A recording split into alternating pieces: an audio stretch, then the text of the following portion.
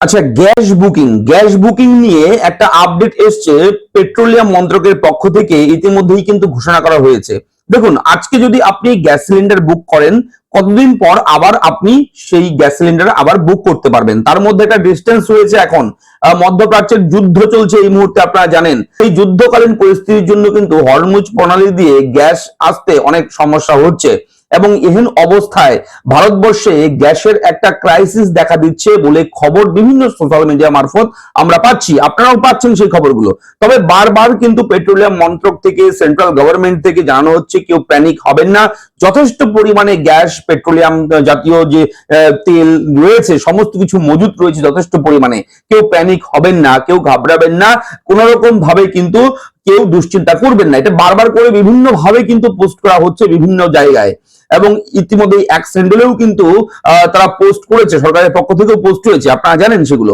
তবে আজকের এই ভিডিওতে নতুন আপডেট দেব, সেটা হচ্ছে আপনারা অনেক খবর পাচ্ছেন, এদিক সেদিক অনেক কিছু শুনতে পাচ্ছেন, কোথাও কোথাও চায়ের আড্ডা হচ্ছে, সেখানেও আপনারা গল্প শুনতে পাচ্ছেন যে এখন গ্যাস বুকিং করা যাবে না। কেউ বলছে 25 দিন, কেউ বলছে 35 দিন, কেউ বলছে 1 মাস পর, 30 দিন পর। তো এরকম এক একজন এক এক রকম মতভেদ কিন্তু প্রকাশ করছে। তবে আসল খবর কিন্তু এই মুহূর্তে বেরিয়ে এলো।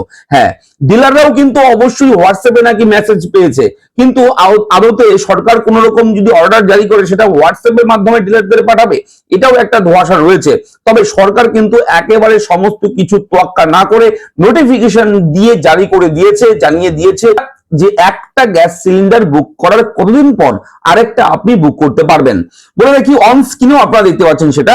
এখানে কিন্তু clarification on news reports regarding LPG refill booking timelines, ঠিক আছে, লেখা রয়েছে, ক্লিয়ারিফিকেশন দিয়ে দিয়েছে এবং বলা হয়েছে যে 25 দিন ইন আরবান এরিয়া, অর্থাৎ শহরের যারা বাসিন্দা, যারা শহরে থাকেন, তারা 25 দিন পর কিন্তু গ্যাস বুক করতে পারবে। অর্থাৎ আজকে যদি আপনি গ্যাস বুক করেন, তাহলে আজকের ডেট থেকে 25 দিন পর আপনি আবার গ্যাস বুক করতে পারবেন। তার মাঝে কিন্তু আপনি আর গ্যাস বুক করতে পারবেন না।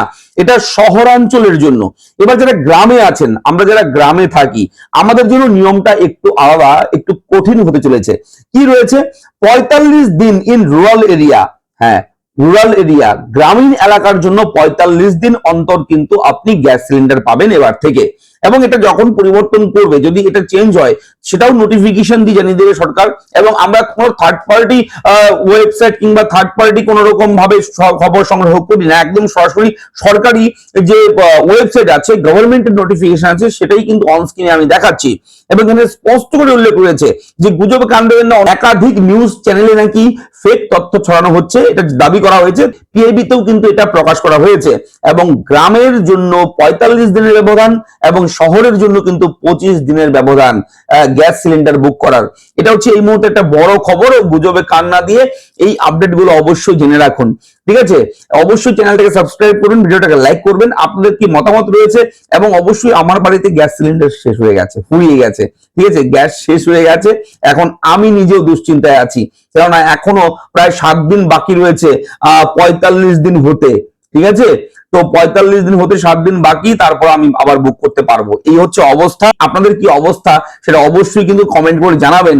গ্যাস সিলিন্ডার নিয়ে কিন্তু একটা যাতা অবস্থা শুরু হয়েছে, ঠিক আছে।